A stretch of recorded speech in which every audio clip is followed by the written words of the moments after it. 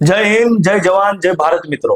આખરે આ દેશની જનતાને જેના ઉપર ખૂબ લાગણી અને ગર્વ છે તેવા આપણા આર્મીના જવાનોએ આતંકવાદીઓને મુંહ તોડ જવાબ આપી દીધો।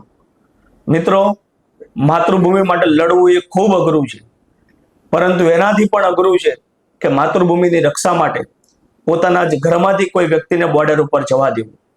ગઈકાલે અલગ અલગ શહેરોમાં યુદ્ધના સમયે સાવચેતી રૂપે શું પગલાં લેવા તેના માટે એક મોક ડ્રીલનું આયોજન થયું હતું। તેમ છતાં પણ સવારથી જ ઘરેથી નીકળેલા વ્યક્તિઓને સાંજે સમયસર ઘરે આવી જવા માટે ઘરના જ વ્યક્તિઓએ સૂચનો આપી દીધા હતા।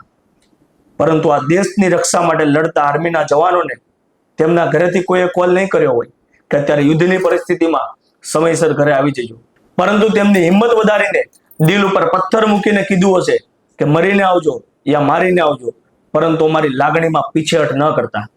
સો સલામ છે જવાનોને, કરોડો સલામ છે દીકરીઓને કે જેમણે પોતાની આંગળી પોતાના બાપની આંગળીથી વિકૃતિ કરીને પોતાના બાપને આ માતૃભૂમિની રક્ષા માટે બોર્ડર ઉપર જવા દીધા છે।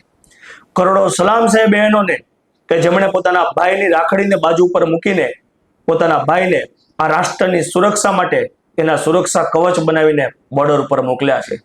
કરોડો સલામ છે એ નારી શક્તિને જેણે 7 જન્મ સુધી સાથે રહેવાના વાયદાને ભૂલીને પહેલા જન્મે પોતાના માથાના સિંદૂરની પરવા કર્યા વગર પોતાના પતિને બોર્ડર ઉપર જવાની અનુમતિ આપી છે। અગણિત સલામ છે એ માતાઓને જેમણે પોતાના ખોળામાં ઉછેરેલા દીકરાને આ દેશની રક્ષા માટે માતૃભૂમિના ખોળે સમર્પિત કરી દીધા છે। જય હિન્દ।